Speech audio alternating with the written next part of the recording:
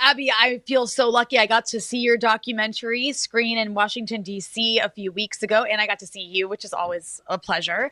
And it was amazing. I want to encourage everybody Thank you. to go find a screening. I think they can go to Earth's Greatest Enemy, right? You guys have like a list of screenings. I know you've been Yeah. going around the country tirelessly promoting this film with the urgency that it deserves, because this is a really urgent issue. And so I wanted to ask you, having made this film, you spent years of your life like pouring your heart and soul into this film. And then, we watch this every year, but we just watched another one of these what is COP 30, these like global climate summits, and they didn't even mention fossil fuels.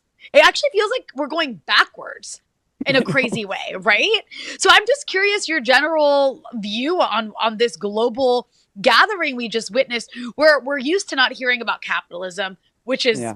actually what's contributing to this. We're used to not hearing about the US military, which, as you said, is the biggest polluter in the world.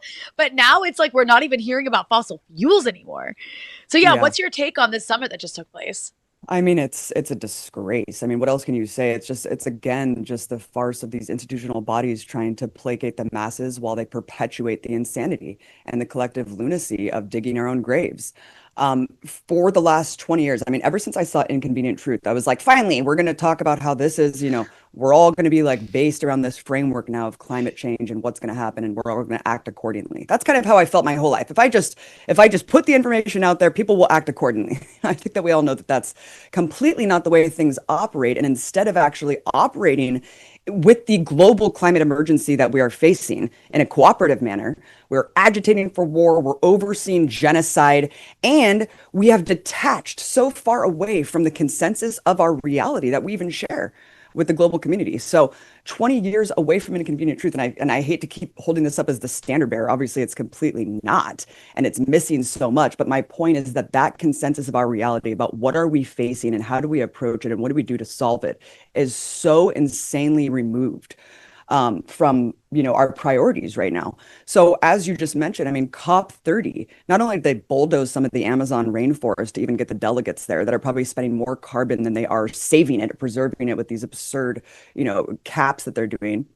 But when they were there, they didn't even talk about fossil fuels. They're not transitioning off fossil fuels. They didn't even mention it in the paper. So again, what are we talking about? What are we doing? When you're looking at the US military, it is an army for the fossil fuel infrastructure, for the fossil fuel machinery. So, yes, we know the global perpetrators of the climate apocalypse are fossil fuel companies, but all of this has been atomized and isolated in terms of our global understanding of how this machinery operates. The fossil fuel companies have an army, and that army is the US military. And US imperialism is a machinery that imposes global capitalism against the planet at the barrel of a gun, against their will.